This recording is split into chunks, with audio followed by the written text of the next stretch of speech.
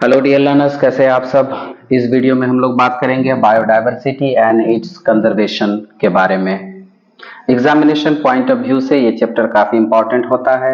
Environmental studies का ये बहुत ही इंपॉर्टेंट चैप्टर होता है, इसलिए अक्सर एग्जामिनेशंस में पूछे जाते हैं। तो आइए वीडियो की शुरुआत करते हैं। बायोडायवर्सिटी का डेफिनेशन की जहां तक बात है, तो किसी भी जगह के इकोसिस्टम में अगर आप नजर डालते हैं तो वहां पर लाइफ की बहुत सारी स्पेसीज मिलेंगी। उन्हीं डिफरेंस को बायोडायवर्सिटी कहा जाता है। बायोडायवर्सिटी के टाइप्स, एक होती है जेनेटिक डाइवर्सिटी, एक स्पेसीज डाइवर्सिटी और एक इकोलॉजिकल डाइवर्सिटी। अब तीनों पर हम लोग इंडिविजुअली बात करते हैं। जेनेटिक डाइवर्सिटी एक ही टाइप के स्पेसीज में होती है। अगर एक ही टाइप के स्पेसीज के तमाम लिविंग्स बिल्कुल एक जैसे तो नहीं होते, उनमें कुछ ना कुछ फर्क नजर आता है। इसको हम लोग एक एग्जाम्पल के जरिए समझने की कोशिश करेंगे तो पता चलेगा कि बकरियों का आप एक झुंड जब देखते हैं तो क्या तमाम के तमाम बकरियां एक जैसी दिखाई देती है? जी बिल्कुल नहीं, उनमें कुछ ना कुछ फर्क तो जरूर मौजूद होता है। यही जो आपसी उनमें फर्क है, ये जो डिफरेंस है, ये जो वेरिएशन है, उसी को हम लोग जेनेटिक डाइवर्सिटी कहते हैं। इस डाइवर्सिटी के होने की एक बड़ी वजह मानी जाती है मुटेशन को। अगर मुटेशन न हो तो ये डाइवर्सिटी भी न हो और एक माँ बाप के, एक जानदार के तमाम ऑफ स्प्रिंग एक जैसे ही दिखेंगे, और ये मुटेशन होने की वजह से फिर इवोल्यूशन भी होता है। फिर यहाँ ये बात, तब तो फिर यहाँ ये बात साफ हो गया कि सेक्सुअल रिप्रोडक्शन या मुटेशन की वजह से आपको स्पीसीज में एक जेनेटिक डाइवर्सिटी नजर आएगी। यहाँ एक तस्वीर दी गई है, आप इसमें बगौर देखें और आपको पता चले जाएगा कि ये जेनेटिक डाइवर्सिटी क्यों कर होती है। अगला हम लोग देखेंगे स्पीसीज डाइवर्सिटी। एक जगह को आप पकड़ें, चाहे वो जिस तरह की भी एक इकोसिस्टम हो, वहां आपको डिफरेंट टाइप्स के स्पीसीज मिलेंगे। उसी को हम लोग स्पीसीज डाइवर्सिटी कहते हैं। यानी कि जब किसी एक जगह पर, किसी एक प्लेस में आप कुत्ते, बिल्ली, गाय, मछलियां, शेर, ये जो तमाम अलग अलग टाइप के स्पीसीज देखते हैं, तो हम कहते हैं कि यहाँ पे एक स्पीसीज डाइवर्सिटी हमें देखने को मिलता है। इसका होना बहुत जरूरी है, वरना किसी जगह की इकोसिस्टम बिगड़ सकती है। आइए 3 नंबर हम लोग देखेंगे इकोलॉजिकल डाइवर्सिटी के नाम, जैसा कि नाम से ही जाहिर है, इकोलॉजिकल डाइवर्सिटी का मतलब इकोसिस्टम में जो आपको डिफरेंस और वेरिएशन नजर आएगा उसको हम लोग इकोलॉजिकल डाइवर्सिटी कहते हैं। इकोलॉजिकल डाइवर्सिटी को आप इन्वायरमेंटल डाइवर्सिटी भी कह सकते हैं। जैसा कि आप सभी को पता है कि इकोसिस्टम एक्चुअली 2 टाइप्स के, इकोसिस्टम को एक्चुअली हम लोग 2 टाइप्स में बांट सकते हैं, एक टेरेस्ट्रियल इकोसिस्टम और एक एक्वेटिक इकोसिस्टम। फिर टेरेस्ट्रियल इकोसिस्टम के कई एक टाइप्स हो सकते हैं, जैसा इन्वायरमेंट होगा उसी हिसाब से उस इकोसिस्टम का नाम हम दे देंगे। उदाहरण के तौर पर अगर डिजर्ट है तो हम उसको कह सकते हैं डिजर्ट इकोसिस्टम, लैंड है तो लैंड इकोसिस्टम, फॉरेस्ट है तो फॉरेस्ट इकोसिस्टम। तो ये किसी भी इलाके में जो ये तमाम इकोलॉजिकल इकोसिस्टम का जो वेरिएशन है उसी को हम लोग इकोलॉजिकल डाइवर्सिटी या एनवायरमेंटल डाइवर्सिटी कहते हैं। अब आपको पता चलेगा कि ये डाइवर्सिटी कितना वाइटल रोल प्ले करता है एक ह्यूमन लाइफ में। जब उसके हम इम्पोर्टेंस को पढ़ेंगे पॉइंट वाइज तो आपको पता चलेगा कि बायोडायवर्सिटी की क्या जरूरत है। तो बायोडायवर्सिटी की एक एक इम्पोर्टेंस को हम इंडिविजुअली देखेंगे तो सबसे पहले इकोलॉजिकल स्टेबिलिटी बनाता है। ये काफी आसान सा पॉइंट है कि अगर बायोडायवर्सिटी ना हो तो इकोलॉजिकल बैलेंस नहीं होगा, इकोलॉजिकल स्टेबिलिटी नहीं होगा, इकोलॉजिकल इम्बैलेंस पैदा हो जाएगा अगर ये न हो तो। एक सबसे बड़ा फायदा ये नजर आता है।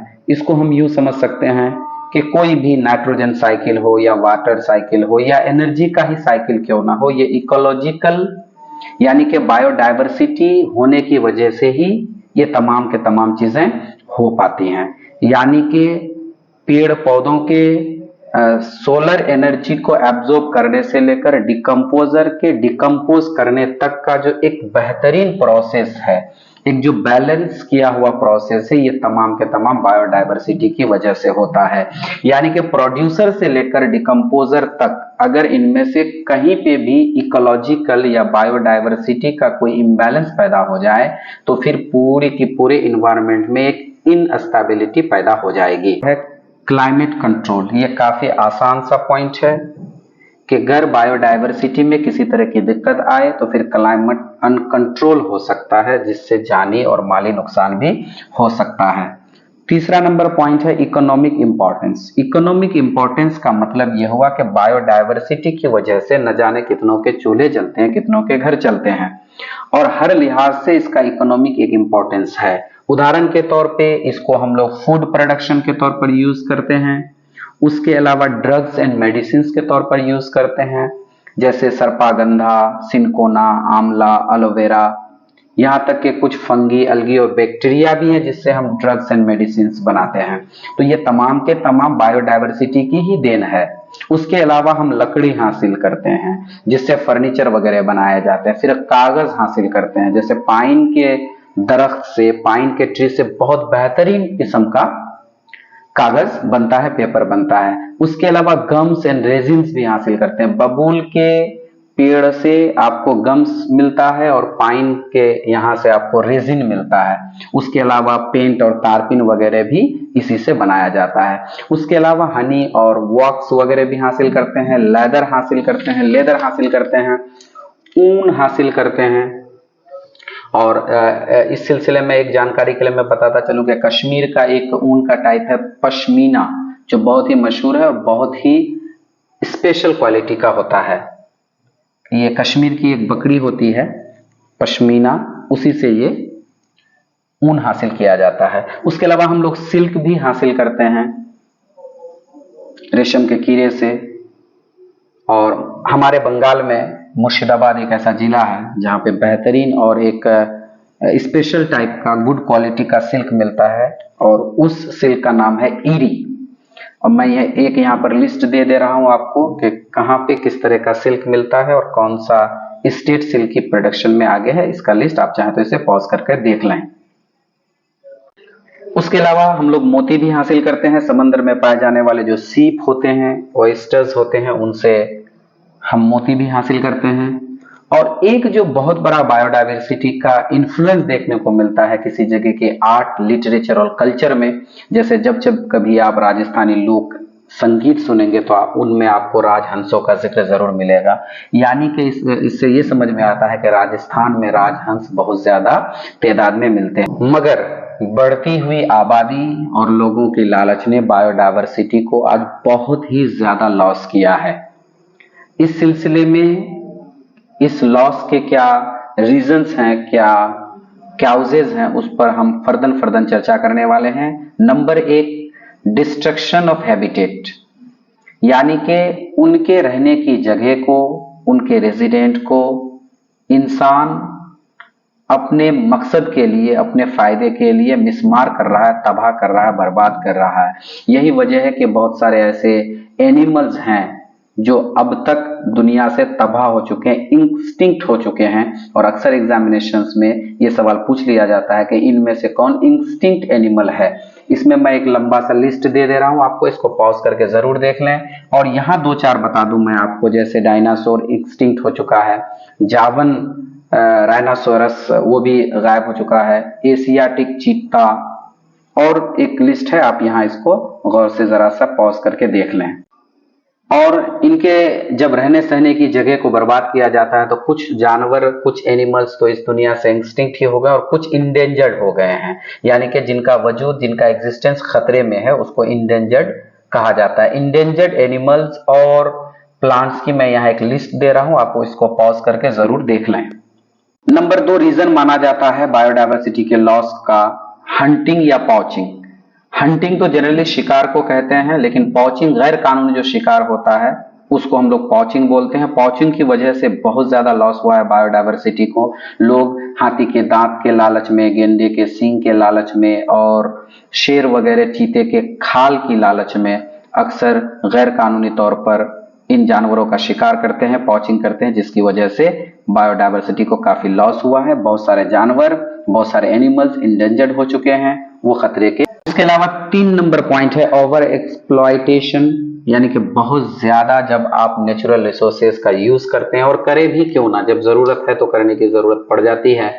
जब आप किसी भी नेचुरल रिसोर्सेज का हद से ज्यादा यूज करने लगते हैं तो फिर धीरे धीरे उनका स्टॉक, उसका स्टोरेज खत्म होने लगता है, और यही चीज बायोडायवर्सिटी के साथ हो रहा है, जिसकी वजह से बहुत ज्यादा लॉस देखने को मिल रहा है। 4 नंबर पॉइंट है आलूदगी, यानी कि पॉल्यूशन, प्रदूषण जिसे कहते हैं। ये one of the vital reason माना जाता है लॉस ऑफ बायोडायवर्सिटी का, चूंकि इस पॉल्यूशन में चाहे वो एयर पॉल्यूशन हो, वाटर पॉल्यूशन हो या दूसरे पॉल्यूशंस हो, जिसकी वजह से बायोडायवर्सिटी को बहुत ज्यादा लॉस हुआ है।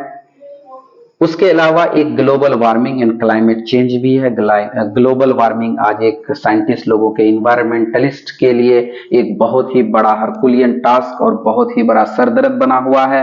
ग्लोबल वार्मिंग की वजह से सबसे बुरा असर जो देखने को मिल रहा है पोलर बियर का। पोलर बियर की यहाँ एक तस्वीर दी हुई है, आप देख सकते हैं कि पोलर रीजियन में जिस तरह अभी आइस मेल्ट हो रही है, अगर ऐसा होता रहा तो वहाँ के बियर्स, उसके अलावा सील, पिंगुइन वगैरह की हालत क्या हो सकती है, यहाँ आप तस्वीर से बेहतरीन तौर पर देख सकते हैं। एक और रीजन जो कि नेचुरल कैलामिटीज है, इसकी वजह से जैसे अर्थक्वेक, फ्लड, सुनामी और सूखा वगैरह पड़ जाने से बेशुमार जानवर और परिंदे, पेड़ पौधे तबाह व बर्बाद हो जाते हैं, उसकी जिंदगियां तबाह हो जाती हैं। ये एक नेचुरल रीजन है, ये ह्यूमन कंट्रोल से टोटली आउट है, इसलिए हम इस पर ज्यादा चर्चा नहीं करेंगे। हाँ, एक और वजह है एग्जॉटिक स्पेसीज। एग्जॉटिक स्पेसीज का मतलब होता है कि जब किसी दूसरी जगह से आप किसी स्पेसीज को लेके आप वहां पे पैदा कराते हैं। इसका बेहतरीन एग्जाम्पल है जलकुंभी, जो कि साउथ अमेरिका से लाया गया था एशिया के डिफरेंट कंट्रीज में, और खूबसूरती के लिए इसे लगाया गया था, लेकिन बाद में फिर ये हमारे कंट्री में ऐसे तालाबों में ऐसे इनकी तादाद बढ़ी कि आज ये बायोडायवर्सिटी को लॉस कर रहा है।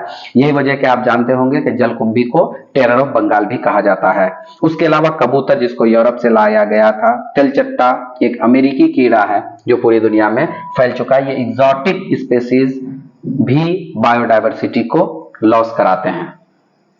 जब बायोडायवर्सिटी का इस तरह का लॉस होने लगा तो फिर पूरी दुनिया के एनवायरमेंटलिस्ट के लिए यह बहुत बड़ा एक चैलेंज हुआ कि इस पर कैसे कंट्रोल किया जाए। तो फिर एक कॉन्सेप्ट आता है हॉट स्पॉट का, यानी बायोडायवर्सिटी हॉट स्पॉट का। हॉट स्पॉट का मतलब होता है एक ऐसा ज्योग्राफिकल एरिया, ये किसी कंट्री या किसी स्टेट को लेकर नहीं, बल्कि एक ज्योग्राफिकल एरिया होता है जहां बहुत ज्यादा बायोडायवर्सिटी तो है, या यूं कह लेते था, मगर ह्यूमन एक्टिविटी की वजह से वहां का बायोडायवर्सिटी लॉस की तरफ जा रहा है। तो उस जगह को, उस ज्योग्राफिकल रीजन को हॉट स्पॉट का नाम दिया गया है। पूरे वर्ल्ड में अब तक 36 ऐसे रीजियंस को रिमार्क किया गया है कि जिनको बायोडायवर्सिटी हॉट स्पॉट कह सकते हैं। उनमें से लकीली 4 हमारे इंडिया और उसके अगल बगल के हैं। चारों के नाम कुछ यूं हैं: eastern Himalaya, western Ghat and Sri Lanka, Indo Burma and Sundaland. अब अगर आप जानना चाहते हैं कि ईस्टर्न हिमालय क्यों हॉट स्पॉट है, तो इसके लिए हमें इस चीज को जानना बहुत बेहद जरूरी है कि यहां कितनी बायोडायवर्सिटी है, कितना कुछ है। तो इस सिलसिले में मैं आपको बता दूं कि ईस्टर्न हिमालय में बहुत सारे इंडेमिक स्पीसीज हैं। इंडेमिक स्पीसीज वो होते हैं जो किसी एक स्पेशल और स्पेसिफिक ज्योग्राफिकल रीजन में ही उग पाते हैं, बढ़िया उनकी जर्मिनेशन होती है, बढ़िया उसका ग्रोथ होता है, उसको इंडेमिक स्पीसीज कहते हैं। स्पीसीज यानी ईस्टर्न हिमालय या जो भी 4 हॉट स्पॉट हमारे इंडिया और इसके अगल बगल के हैं, उसके इंडेमिक स्पीसीज की मैं एक लिस्ट यहाँ पे दे रहा हूँ। आप वीडियो को पॉज करके जरूर देख लीजिए, ये आपके लिए काफी बेनिफिशियल साबित होने वाला है। ईस्टर्न हिमालय की अगर इंडेमिक स्पेसीज की बात करें, इंडेमिक एनिमल्स की बात करें, उसमें एक गोल्डन लंगूर, हिमालयन तार, ब्लैक बियर, स्नो लियोपार्ड और गैंगेटिक डॉल्फिन वगैरह हैं। उसके अलावा मैं एक लिस्ट दे रहा हूं, आप यहां इसको देख लेंगे। अब चलते हैं हम लोग वेस्टर्न घाट एंड श्रीलंका में। वेस्टर्न घाट इंडिया का वेस्टर्न पार्ट में, यानी कि जिसको आप मालाबार कोस्टल एरिया कहते हैं, और श्रीलंका तक ये वेस्टर्न घाट एंड श्रीलंका का ये हॉटस्पॉट फैला हुआ है। यहाँ भी बहुत सारे इंडेमिक स्पेसीज हैं, उनमें से कुछ के नाम लायन टेल्ड मैकाओ है, नीलगिरी तार है। उसके अलावा मैं यहाँ पे लिस्ट दे रहा हूँ, आप इसको पॉज करके देख लीजिए यहाँ के इंडेमिक स्पेसीज क्या है और इनकी लाइफ क्यों खतरे में है, या ये जगह बायोडायवर्सिटी धीरे धीरे कैसे लॉस कर रही है। 3 नंबर आता है hotspot Indo Burma. Indo Burma का जो ये हॉटस्पॉट है, ये लगभग बांग्लादेश से लेकर मलेशिया तक है। ये इंडिया का साउथ ईस्टर्न रीजन का कुछ हिस्सा जो ब्रह्मपुत्र नदी के किनारे में है। उसके अलावा अंडमान, निकोबार, चीन, कंबोडिया, वियतनाम और थाईलैंड वगैरह इस पूरे इंडो बर्मा हॉटस्पॉट में आते हैं। यहाँ के कुछ इंडेमिक स्पेसीज हैं जिनका वजूद, जिनका एग्जिस्टेंस खतरे में है। मैं उसका एक लिस्ट दे रहा हूं, आप इसको वीडियो को पॉज करके जरूर देख लीजिए। 4 नंबर हॉटस्पॉट आता है संडालैंड। ये कभी कभार एग्जामिनेशंस में अक्सर पूछा जाता है कि संडालैंड दरअसल कोई एक पॉलिटिकल एरिया नहीं, बल्कि ये एक ज्योग्राफिकल एरिया है जिसमें मलेशिया, जावा, सुमात्रा और 2-1 आइलैंड्स वगैरह आते हैं, और इंडिया का निकोबार आइलैंड भी इसी संडालैंड में आता है, जबकि अंडमान आपका इंडो बर्मा में चला गया था। यहां भी कुछ स्पेशल टाइप के इंडेमिक स्पेसीज पाए जाते हैं, जिसमें मलयालम टापीर है। उसके अलावा एक लिस्ट है, मैं यहां दे रहा हूं, आप इसको देख लीजिए। वक्त को बचाने के लिए मैं यहाँ पे लिस्ट दे रहा हूं, आप पॉज करके जरूर देख लीजिए।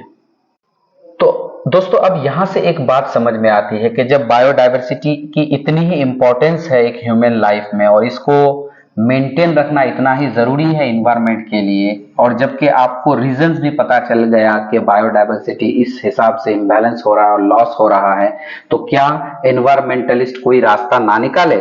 बिल्कुल निकाले। तो उसी बायोडायवर्सिटी को कंजर्व करने के लिए, प्रिजर्व करने के लिए, कंजर्व करने के लिए, बचाने के लिए कई एक तरीके निकाले गए हैं। उनमें से 2 तरीके काफी फेमस हैं। एक को कहते हैं इन सीटू कंजर्वेशन और एक का नाम है एक्स सीटू कंजर्वेशन।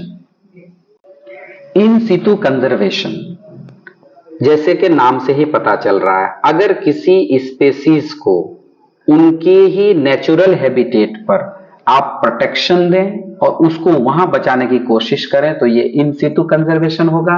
इसके 3 से 4 तरीके हैं। 4 तरीके से उनको आप वहां पर कंजर्व कर सकते हैं, उसे प्रिजर्व कर सकते हैं। चारों तरीके और चारों कॉन्सेप्ट के नाम कुछ इस तरह हैं: reserve forest, national park, biosphere reserve और सैंक्चुरी। यानी कि सैंक्चुरी या नेशनल पार्क या बायोस्फीयर रिजर्व दरअसल इन सीटू कंजर्वेशन के वो तरीके हैं जिसमें नेचुरल हैबिटेट में ही स्पेसीज को बचाया जाता है, कंजर्व किया जाता है।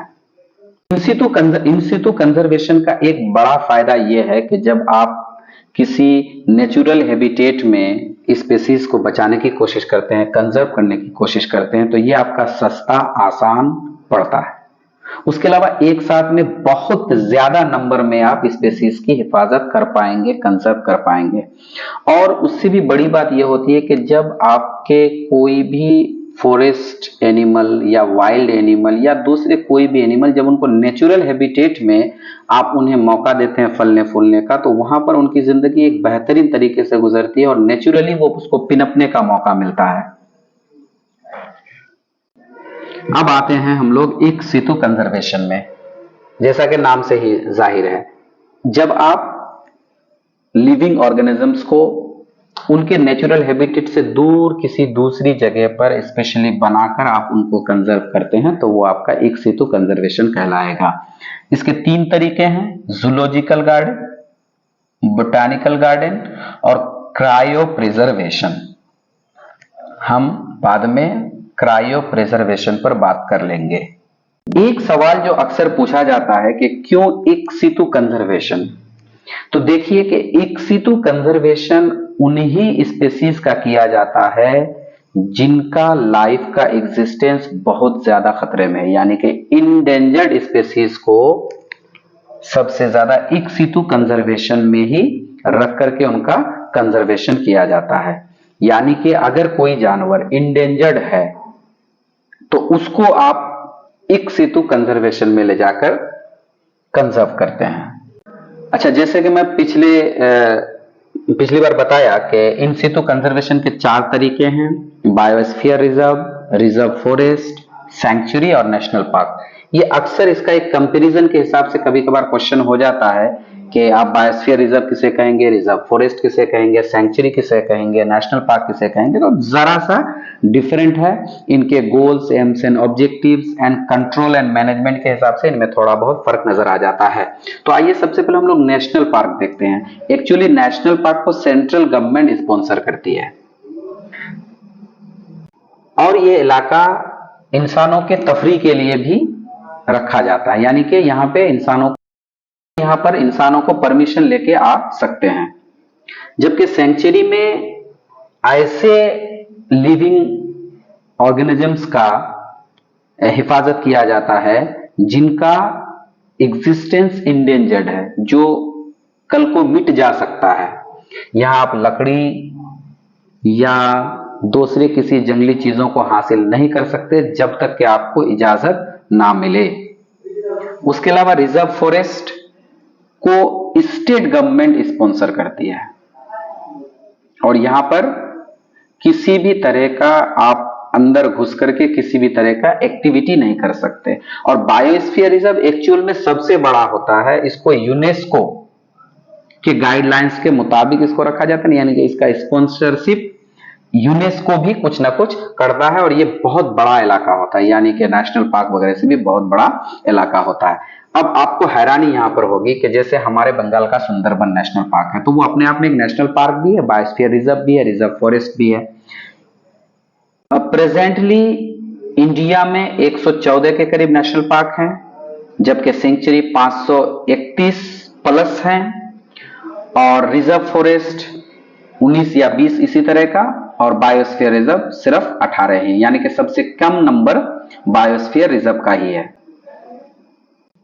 अब यहां पर मैं एक आपको लिस्ट दे रहा हूं स्टेट के साथ और किस मकसद के तहत वो नेशनल पार्क फेमस है या सैंक्चुरी या रिजर्व फॉरेस्ट या बायोस्फीयर रिजर्व, वो वहां पर कौन से जानवर की हिफाजत की जाती है, कंजर्व किया जाता है, इसका मैं एक लिस्ट दे रहा हूं आपको। और कौन सा नेशनल पार्क कौन से स्टेट में है और किस मकसद के लिए है, कौन सा नेशनल पार्क किस स्टेट में है और किस गोल्स के लिए उसको बनाया गया है, उसकी मैं एक लंबी सी लिस्ट दे रहा हूं। आप इसको पॉज करके जरूर देख लीजिए ताकि थोड़ा सा वीडियो शॉर्ट हो पाए, इसलिए मैं यहां पर उस पर चर्चा नहीं करता। एक बात जो यहां मुझे बतानी थी वो ये कि जो भी नेशनल पार्क हो या बायोस्फीयर रिजर्व हो बनाया गया है, उसके पीछे एक मकसद है कि किस जानवर की वहां पे हिफाजत की जाए, किसका कंजर्वेशन किया जाए। तो इस सिलसिले में हिंदुस्तानी कानून में कई मर्तबा लॉ पास किए गए हैं और अलग अलग वक्तों में अलग अलग जानवरों के लिए अलग अलग नेशनल पार्क बनाकर उसके कंजर्व के लिए कानून बनाए गए हैं। उनमें से कुछ कानून के साल और उसका गोल क्या है, इस पर मैं थोड़ा सा चर्चा करना चाहूंगा। जैसे टाइगर कंजर्वेशन एक्ट जो पास हुआ था 1973 में, उस वक्त के प्राइम मिनिस्टर इंदिरा गांधी की वजह से प्रोजेक्ट टाइगर का नाम दिया गया था, ताकि चूंकि काफी तादाद में शेरों की तादाद, टाइगर की तादाद घट रही थी, इसलिए यह कानून बनाया गया था। और जब ये प्रोजेक्ट टाइगर चला तो तब इसकी तादाद कम थी, मगर आज के रेट में तकरीबन 47 टाइगर रिजर्व हैं पूरे इंडिया में। और हमारे बंगाल में अगर देखें तो 2 टाइगर रिजर्व हैं, एक सुंदरबन टाइगर रिजर्व और एक बक्सा टाइगर रिजर्व। यानी कि सुंदरबन टाइगर रिजर्व या बक्सा टाइगर रिजर्व अपने आप में एक नेशनल पार्क है, लेकिन पार्टिकुलरली चूंकि यहाँ टाइगर का कंजर्व किया जाता है, रिजर्वेशन किया जाता है, इसलिए इसको सुंदरबन टाइगर रिजर्व भी कहते हैं। तो गोया के हमारा सुंदरबन अपने आप में एक नेशनल पार्क भी है, सुंदरबन नेशनल पार्क भी है, सुंदरबन टाइगर रिजर्व भी है, सुंदरबन बायोस्फीयर रिजर्व भी है, उसके अलावा बक्सा। उसके बाद अगला कानून बनता है 1981 में, वो लायन कंजर्वेशन के लिए, इसलिए उसको एशियाटिक लायन रीइंट्रोडक्शन प्रोजेक्ट भी कहते हैं। इसमें खास तौर से लायन के कंजर्वेशन के लिए बहुत ज्यादा कोशिश करी गई और गिर नेशनल पार्क जो कि गुजरात में है, उसको खास तौर से एशियाटिक लायन के कंजर्वेशन के लिए उस नेशनल पार्क को जगह दी गई। अगला आता है राइनोसेरस कंजर्वेशन।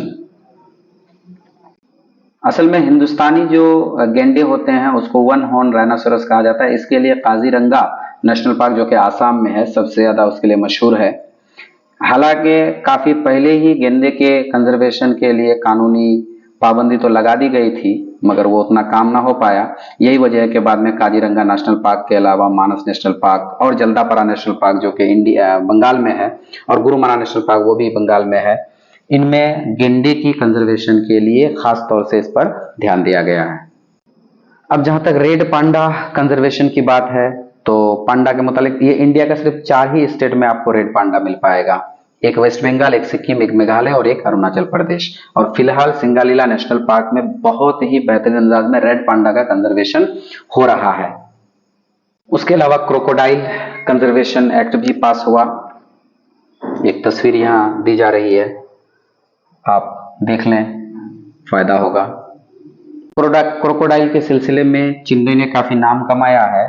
वहां पर मद्रास क्रोकोडाइल बैंक ट्रस्ट बनाया गया 1976 ईस्वी में, जहां पे बेहतरीन अंदाज में क्रोकोडाइल की परवरिश की जा रही है। उसके अलावा हैदराबाद में भी एक ट्रस्ट ट्रेनिंग इंस्टीट्यूट बना है 1980 में क्रोकोडाइल के लिए। अब आइए टोटली एक अलग इश्यू पर बात करते हैं, ये काफी इंपॉर्टेंट है। अक्सर वेस्ट बंगाल प्राइमरी में यहां से सवाल अक्सर हो ही जाता है। एक टर्मिनोलॉजी है ज्वाइंट फॉरेस्ट मैनेजमेंट, जिसको शॉर्ट में JFM कहा जाता है।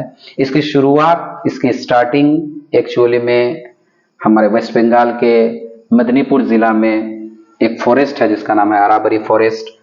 1971 में वहां पर एक डिविजनल फॉरेस्ट ऑफिसर आए हुए थे, अजीत कुमार बनर्जी। उनको लगा कि यहाँ पर जो इस फॉरेस्ट में लोग लकड़ियां चुनते हैं और दूसरे जानवरों वगैरह का शिकार करते हैं, इससे सरकार को तो लॉस हो ही रहा है, साथ ही साथ यहाँ की बायोडायवर्सिटी भी बिगड़ रही है। तो उन्होंने एक फॉरेस्ट प्रोटेक्शन कमेटी बनाई थी 11-10 गांवों को मिला करके, जिसमें वो लोग हिस्सा लिए थे उस कमेटी में। वहां पर उन्होंने एक चीज तय करा था कि टोटल जितना भी जो कुछ लेके जाया जाए, यहाँ से गांव वाले अगर शिकार करते या जंगल से लकड़ी उकड़ी लेके जाते हैं, तो एटलीस्ट उनका 25% हिस्सा जो है सरकारी खजाने में जमा कर दे। और ये होता रहा और बेहतरीन अंदाज में चलता रहा। ये वजह है कि इतना कामयाब रहा कि 1987 तक धीरे धीरे इसको दूसरे स्टेट ने भी कॉपी किया, और 1988 आते आते JFM को बाज़ाब्ता तौर पे एक जो है लॉ की शक्ल दे दी गई और उसके लिए गाइडलाइंस भी तैयार हो गए। और यही वजह है कि आज के डेट में JFM की बहुत सारी कमेटियां बन चुकी है, बहुत सारे लोग इससे जुड़े हुए हैं और बेहतरीन अंदाज में काम हो रहा है। अब इसी सिलसिले में एक और कड़ी है पीपल्स बायोडायवर्सिटी रजिस्टर, PBR। ये 2003 में बायोलॉजिकल डायवर्सिटी एक्ट पास हुआ था, जिसके मुताबिक क्या होता है कि जितना भी स्टेट का पंचायत और म्युनिसिपैलिटी है, वहां के लोकल लोगों को ये जिम्मेदारी दिया जाए कि वो लोग वहां पर एक बायोडायवर्सिटी मैनेजमेंट कमेटी बनाए, BMC बनाए। इसमें होगा क्या कि वो जो BMC होगी, बायोडायवर्सिटी मैनेजमेंट कमेटी होगी, वो क्या करेंगे कि PBR एक बनाएंगे, यानी पीपल्स बायोडायवर्सिटी रजिस्टर। इस रजिस्टर में क्या होगा कि उस इलाके में पाए जाने वाले तमाम प्लांट्स, तमाम एनिमल्स और उन एनिमल्स के कैरेक्टरिस्टिक्स, उन प्लांट्स के कैरेक्टरिस्टिक्स, कौन लोग आते हैं कौन लोग जाते हैं, ये तमाम का एक रजिस्टर तैयार किया जाए। क्योंकि हुकूमत का मानना था कि किसी भी इलाके के बायोडायवर्सिटी वहाँ के लोकल आदमी जितना जानते हैं, बाहर के आदमी यानी अफसर भी उतना नहीं जान पाएंगे। इस तरह मिलजुल करके एक बेहतरीन सिस्टम बनाया गया और आज के डेट में पीपल्स बायोडायवर्सिटी रजिस्टर भी बहुत कामयाब है और बीएमसी बायोडायवर्सिटी मैनेजमेंट कमेटी भी बहुत ज्यादा कामयाब है। Specially West Bengal primary education, specially West Bengal primary TET के लिए सुंदरवन एक बहुत बड़ा इशू रहता है और वहां से अक्सर सवालात भी पूछे जाते हैं। तो सुंदरवन के बारे जैसे कि मैंने कहा, यहाँ ये तो मैंग्रोव फॉरेस्ट मिलता है और यहाँ जो पेड़ पौधे पाए जाते हैं वो हेलोफाइटिक कहलाते हैं। हेलोफाइटिक मतलब वो होता है कि जो दलदली इलाकों में उगते हैं और यहाँ बेहतरीन अंदाज में उगने वाला दलदली इलाकों में एक पौधा है जिसको नाम है सुंदरी। सुंदरी की एक खास बात यह है कि इनके सांस लेने वाली जड़ें होती है जिसको निमाटोफोर कहते हैं और इनकी जो जर्मिनेशन का अंदाज भी थोड़ा अलग होता है, पौधे पर ही फल में ही इनके जर्मिनेशन हो जाता है। और खुशी की बात यह है कि ये पूरी दुनिया का सबसे ग्रेटेस्ट मैंग्रोव फॉरेस्ट इकोसिस्टम है जिसको यूनेस्को ने खुद वर्ल्ड हेरिटेज साइट करार दिया है। उसके अलावा यहाँ पे रॉयल बंगाल टाइगर जो कि एक इंडेमिक है और दूसरी जगह नहीं मिल पाता, इसकी बड़ी खूबी यह है। लेकिन आज के डेट में ये सुंदरबन का जो प्रॉब्लम है वो बढ़ता जा रहा है। Urbanisation, agriculture, habitat destruction, fresh water crisis, population और पोल्यूशन, उसके अलावा वहाँ के कुछ आइलैंड्स जो कि घोरामरा, लोहाचारा वगैरह हैं, ग्लोबल वार्मिंग की वजह से डूबे हैं। इनकी वजह से जो है सुंदरबन का माहौल काफी बिगड़ रहा है, वहाँ का इकोलॉजिकल सिस्टम काफी बिगड़ रहा है। तो thanks for watching this video. अच्छा लगे तो वीडियो को कमेंट, शेयर और लाइक जरूर कीजिएगा।